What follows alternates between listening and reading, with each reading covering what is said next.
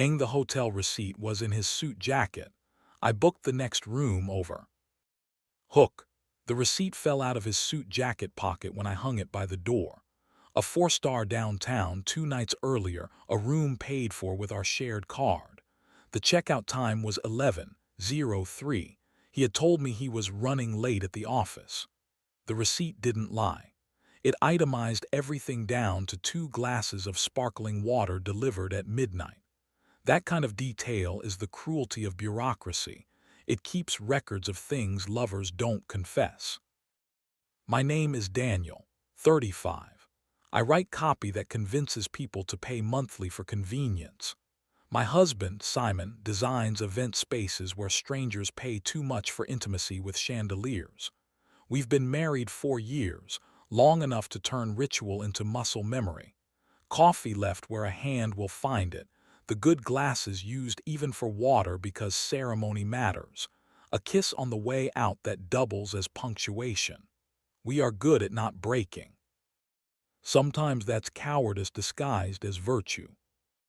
I booked the same hotel for the following night. Same floor.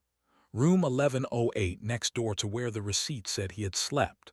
The clerk didn't blink, people who sell privacy rarely do.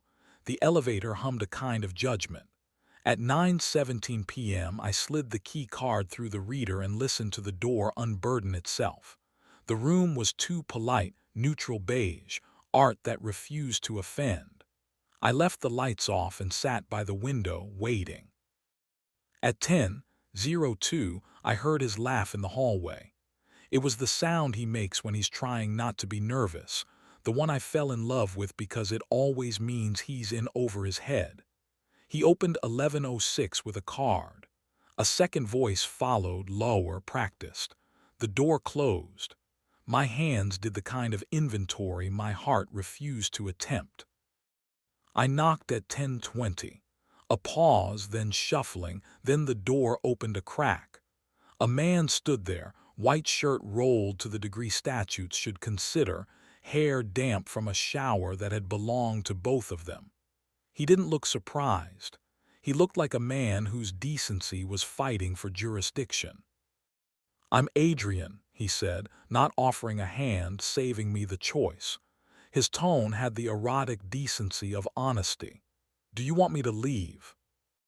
"Yes," I said, because speed is the only mercy strangers deserve when furniture is preparing to testify. "Thank you," I added, because my mother taught me to polish hinges even when the door is on fire. He nodded, brushed past with heat polite enough to be weather, and touched Simon's knuckles with 2 fingers as he left, punctuation, not claim. The hallway swallowed him whole. The latch clicked like an affidavit. Simon stood in the doorway of 11:06, robe loose, mouth doing the wreckage I trust him for. No rehearsal, just the truth trying to find a chair. He didn't reach for me. That was the new thing, and it almost forgave everything else. "You kissed him," I said, "because questions are for cowards." "Twice," he said. "Once because I wanted to be chosen without auditioning. Once because I wanted to hurt us hard enough to move. Both times I thought of you. Both times I kept going." I stepped inside. The bed was still warm, sheets the shape of a story I hadn't been invited to. I put my palm where it belongs, between his shoulder blades, pressed into the square that convinces lungs to remember their job. We kept it clean enough for the hotel's cameras, and explicit enough that the window learned our names again. My mouth found the place under his jaw where my own name lives rent-controlled. "I don't want to audition for your forgiveness," he said into my collar, voice unhandsome and exact. "I want to be chosen and then worth it." "Then stop renting intimacy by the night," I said. "Take me to the window at home." We sat on the edge of the bed that wanted to be the protagonist. He told me the short version of the long story. The gala dinner, the flattery that dressed up as professionalism, the drink that tasted like permission, the hallway where silence had been too efficient. He said Adrian's name twice and mine until the inch behind my sternum punched in again for work. I booked no more nights. We walked home because walking is the only ritual that doesn't invoice you. The city performed its affidavit, sirens apologizing in falsetto, buses making schedules into theater, someone laughing like they survived. Our door recognized our keys without irony. Inside, I taped a square of blue painter's tape to the kitchen window and wrote 807 above it with the pencil that lives by the calendar. 4 minutes of breath with his palm where breath listens. 3 minutes of inventory, 3 facts, 2 fears, 1 want. At 8:20, water in the good glasses. Repetition, not miracle. The first night he made it. His 3 facts were actual facts. He'd texted Adrian to say no more. He'd asked his assistant to reassign the next event. He'd blocked Thursday nights on his calendar with a repeating event called MAKE Heat at Home. His fears were not cowardly. His want was me, with my full name, no jokes. We clicked glasses and the sound was erotic enough. It wasn't tidy.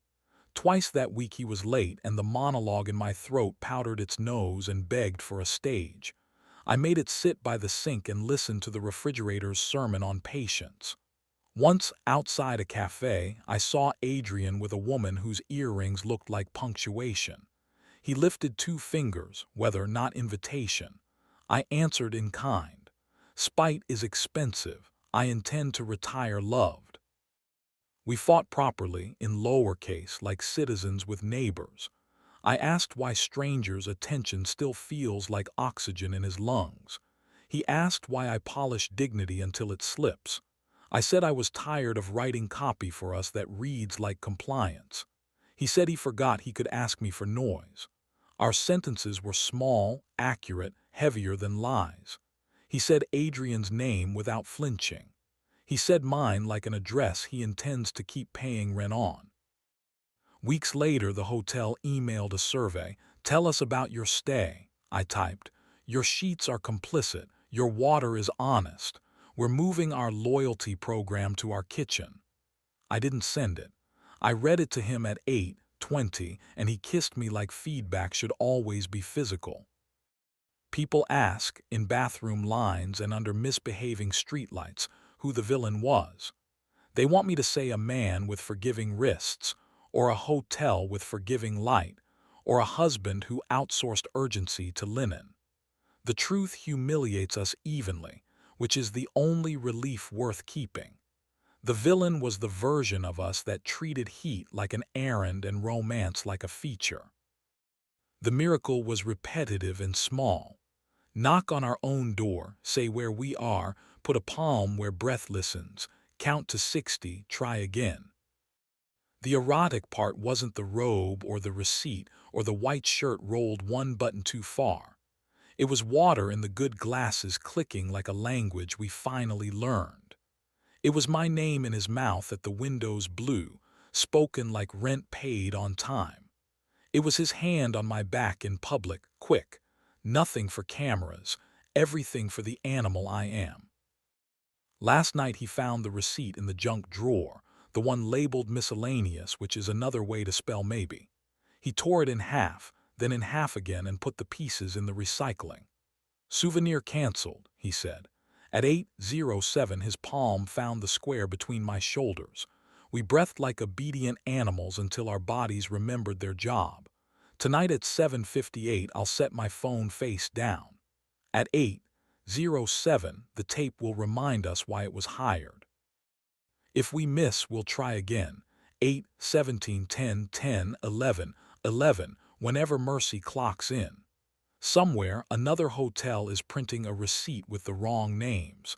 Our door knows our knock. It keeps opening when we ask it to.